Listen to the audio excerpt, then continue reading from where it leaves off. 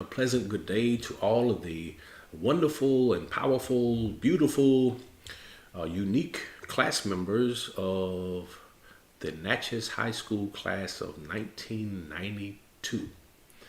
I am honored to be able to give a word for our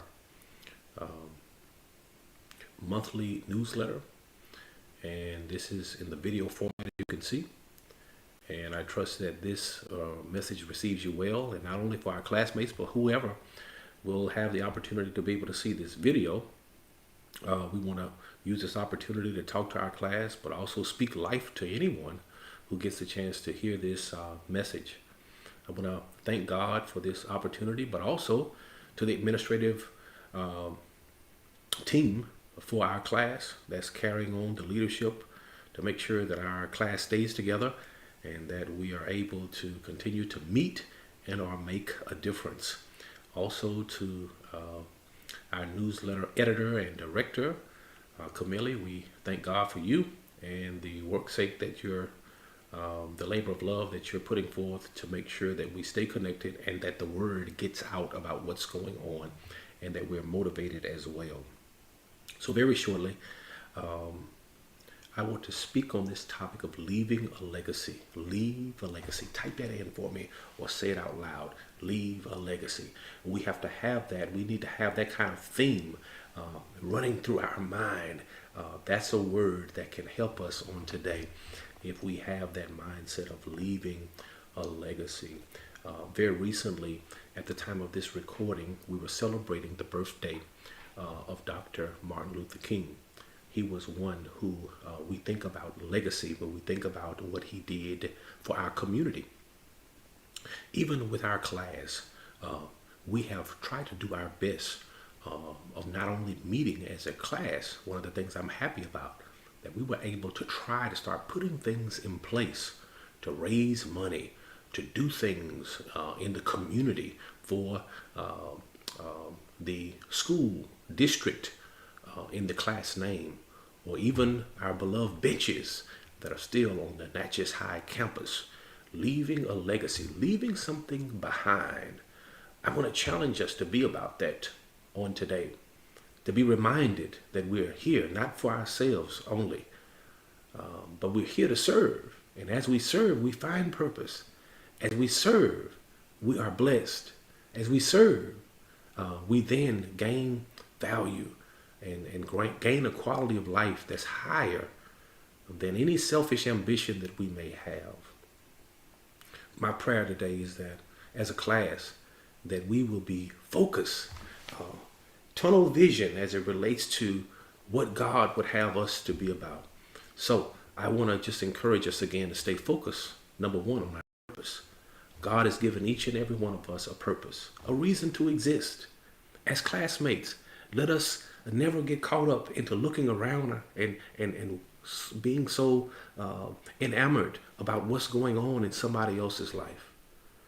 We've gone past our teen years into our 20s and 30s, and now we're in our late 40s. And so now more than ever, we have to start zeroing in with the time that we have on making a difference. And not just making a difference for now, but making a difference in the future. So how do we do that? We must be about staying in our lane. What is it? What's our lane? Or what's our sweet spot? Where are we to be? There's this old notion about a fish out of water. And not really a notion, it's just a fact. You take a fish out of water, a fish will just flop around and look uncomfortable, deliberately breathing, struggling, flopping. But if you put that same fish in water, the fish will just glide and move effortlessly as a work of art. Why? Because that's where the fish is supposed to be, in water. Some of us are going through tough times and difficult times as the strain and stress of life gets at us. But we must stay encouraged and stay focused on why we're here. And it's bigger than us. It's about purpose. It's a meaning for our lives. So I want to challenge us to stay focused on our purpose. Purpose, purpose, purpose. The second thing, I want us to stay focused on the future. The future. Our life is bigger than just the here and now. Let us be reminded about our beautiful children that we have, our grandchildren, the people that God has put in our life that's going to probably outlast us. What are we doing to make life better for them? Are we focused on what's coming down the pipe? We have to look past our immediate time and say, well, we're not only dealing with what's now, but what's in the future. And when we do that, our impact not only is felt now, but in the future. Some of us still can copy the mannerisms and still remember the words of some of our teachers that we had in school. Why? Because they made impact. They were doing something. Their assignment was bigger than just their paycheck. Their assignment was something that they were good at, and then it ultimately made an impact on our life that was bigger than just the grade or what they gave us during that time. It stuck with us. Some of us can quote some of the lyrics of the songs that we listened to back in the day because it made impact with us. We can remember some of the movies. We can remember some of our spiritual leaders. We can remember people who had influence in our life that resonated in our life because they not only were living in the moment, but they were focused on what they were supposed to be doing, and it resonated with us. Let us be the same to understand that what we say, our words, our actions, not only have impact here and now, but even in the future. And finally, let us stay focused on serving. As we are here to not only serve ourselves but leave a legacy, let us focus on serving other people. We have a saying, first of all, servants of all, we shall transcend all. We know even as we look in the Bible, we hear Jesus telling the disciples that the greatest shall be your servant. When we learn how to serve, we then rise. And I know, talking to our powerful class, great class of people who are great in so many ways, let us understand that our greatness is found in service. Service. Let us look around ourselves and see, what are we called to do? How can we serve other people? How can we make other people better? How can we add value to the life of others?